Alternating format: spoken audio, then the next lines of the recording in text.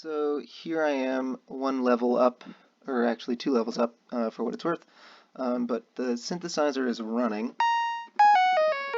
Great. Of course, the thing we care about is the sequencer and the polyphony. So you saw the way that all of that information was being packed into those individual number atoms inside that sequencer 2 layers down. There are as many instances of the sequencer as there are instances of the synth itself, so in this case 4. The V is just my meager little version control here, so it's just a coincidence those are both 4. But in any case, so like I mentioned in a previous video, there's no way to do syncopation. I haven't added in a way to do rests yet or skip one of those 16 slots. So all 16 slots just play in succession, but I can play 16 notes and then they'll all get played back to me. So 1, 2, 3, 4, 5, 6, 7, 8, 9, 10, 11, 12, 13, 14, 15, 16. Okay. And if I hit play,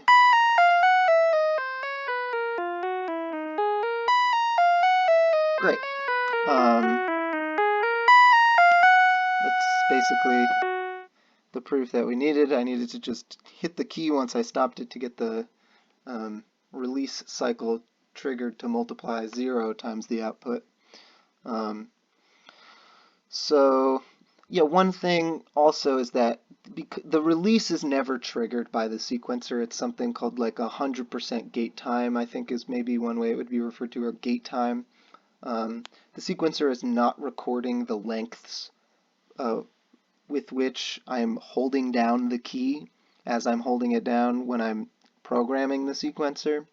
And I think it's common not to record that kind of real-time information. I think if anything, it's common to just set a single, again, I think it's called gate time. That's what it's called on my Korg Minilog, which is an analog synthesizer with a sequencer built in, which is, it basically just mimics the key being held for some amount of time. So the attack, sustain, and decay, the attack, decay, I really got to switch these around. Don't know why I have them in that order. I think it has to do with the way that the V-line object accepts them. So they're kind of out of order. Anyway, it's the attack, decay, and sustain parts of the envelope are triggered, but it's like you're holding the key down until the very next key is triggered and you never release it. So the release part is never triggered. So if you wanted to get a release, then you could set the sustain level to 0, and then you would basically just have an attack ramp up and a decay ramp down to 0, which isn't working properly for some reason, actually. I think it has to do with the way the bang, there's some precedence order here, so I had to cycle this once in order to get it to work, so I'll have to go fix that later. But so now that I set the sustain level to 0,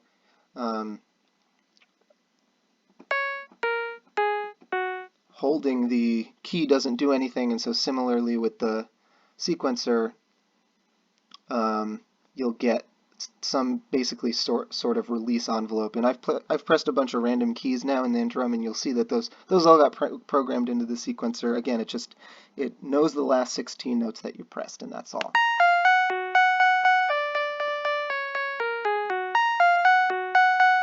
Right, so those are some random notes that I pressed. I'll play the same sequence again. And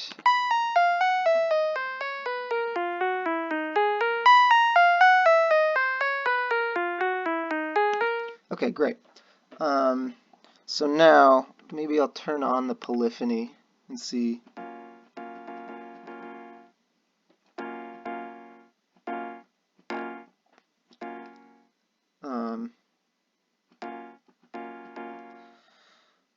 So I've hit that one chord a bunch of times. Let's just, 1, 2, 3, 4, 5, 6, 7, 8, 9, 10, 11, Oops, didn't want that to be an augmented chord, but whatever. 11, 12, 13, 14, 15, 16.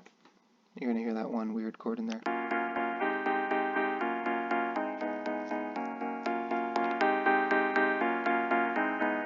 I hate it. 2, 3, 4, 5, 6, 7, 8. 1, 2, 3, 4, 5, 6, 7, 8.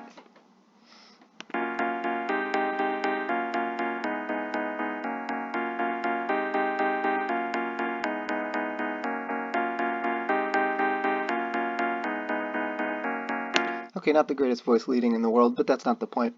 And if I switch back to the, and this is also another bug in here, if I switch back to the monophonic,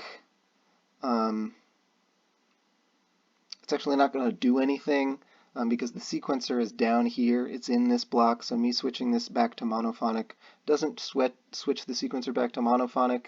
And now that all 4 instances of the sequencer are populated, I can't depopulate them without programming another 4 voices. So if I want this to go back to monophonic, the sequencer, it's not. So the keyboard will.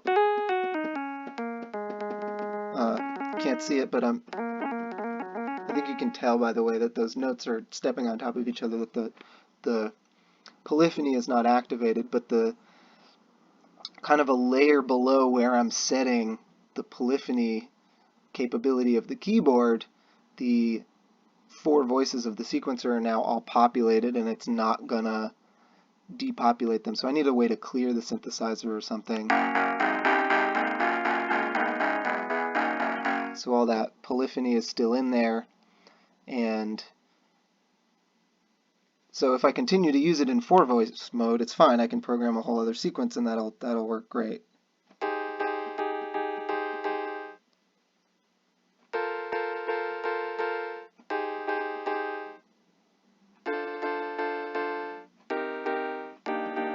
I didn't count that time, but whatever.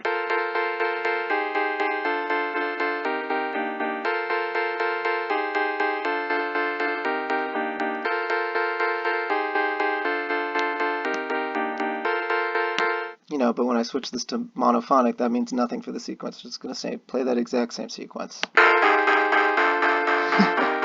It just plays it a lot louder with a lot more distortion because I also have this set to be scaled. You know, because when there's one voice, there's, well, when there's 4 voices, you basically have 4 things adding together, so it has the potential to be 4 times as loud. So I set this to automatically divide by 4 when I'm using 4 voices, and only divide by 1, which is nothing, when I am using 1 voice. So when I switch it to 1 voice, it plays the same sequence with all 4 voices, and it's basically just turned up. And so there's some distortion, there's clipping at the deck. But anyway, so that's another shortcoming. Maybe I'll update the functionality of the sequencer, and if I do, I'm sure I'll post more videos. But anyway, so that's everything working, which is hopefully instructive.